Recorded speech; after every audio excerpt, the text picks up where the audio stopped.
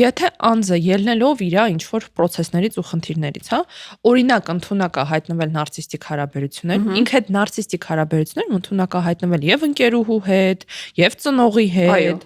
Նույնը վերաբերում է փոխկախյալին։ Եթե ձեր ներսի process-ները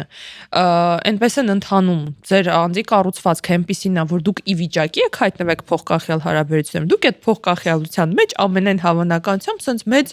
ամեն դեպքում բան ունեք հավանականություն ունեք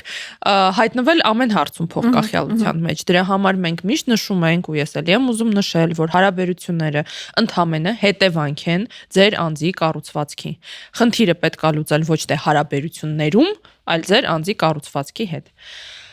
Ինչ վերաբերում է փոխկախյալությանը,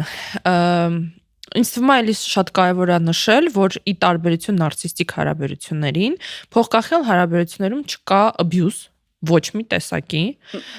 թե հոգեբանական, թե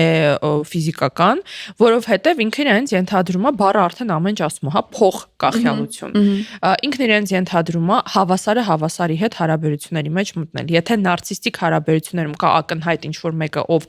ավելի վեհ է, ավելի լավն է, ամենալավն է, միակ լավն է ու հարաբերությունները առհասարակ ծառայում են իր պահանջներին ու իրեն, փոխկախյալ հարաբերություններում դերերը փոխվում են։